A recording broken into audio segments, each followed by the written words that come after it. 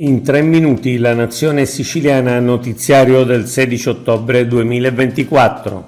Fibrillazioni nel centrodestra siciliano. Aumentano le fibrillazioni nel centrodestra, il nuovo movimento di Lombardo e La Galla, le pesanti divisioni nella Lega con le diverse difficoltà di San Martino e Turano, le contraddizioni interne della DC sul rimpasto, la determinazione di Schifani, indebolita però dai passi falsi del commissario di Forza Italia.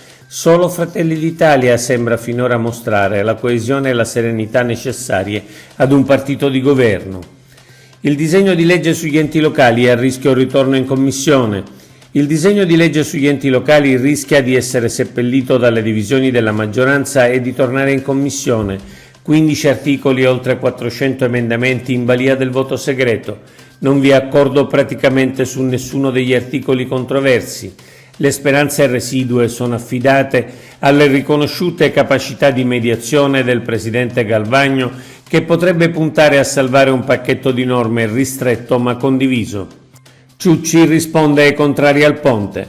L'amministratore delegato della società Stretto di Messina SpA risponde alle associazioni e ai comitati contrari al ponte affermando che le loro contestazioni sono ancora una volta generiche, non circostanziate e non documentate. Ciucci risponde punto per punto a tutte le obiezioni, ribadendo che l'ambiente, la salute pubblica, il rispetto per la biodiversità sono priorità al centro del progetto. Palermo-Catania, doppio binario Bicocca-Catena Nuova. Ultimata la posa dei binari nel tratto tra Bicocca e Catena Nuova, circa 38 km della linea Palermo-Catania. Il progetto, affidato da Rete Ferroviaria all'Aticon a capo WeBuild, consiste nel raddoppio della linea per 38 km, 17 viadotti ferroviari, 8 cavalcaferrovia, 2 gallerie artificiali e 2 gallerodotti, 5 sottovia stradali.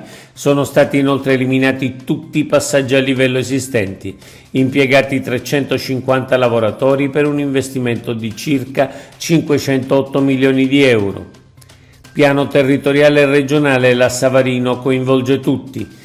Per la predisposizione del piano territoriale regionale, l'assessora al territorio e ambiente Giusy Savarino ha scelto la strada del confronto con incontri in ogni provincia, conclusi con un incontro allargato in assessorato. Confronti utili e necessari, ha detto la Savarino, per arrivare a una redazione più condivisa possibile e semplificare il lavoro degli enti locali quando dovranno redigere i loro piani urbanistici generali. Chiesto il rinvio a giudizio per Miccichè e per peculato. Richiesto dalla Procura di Palermo il rinvio a giudizio per peculato dell'ex presidente dell'ARS Gianfranco Miccichè, accusato di una gestione arbitraria e del tutto personalistica dell'auto di servizio. Già fissata dal GUP per il 6 novembre la prima udienza per decidere se Miccichè dovrà essere o meno rinviato a giudizio. Oggi è tutto. Per l'informazione del quotidiano La Nazione Siciliana, il nostro sito è www.lanazionesiciliana.eu.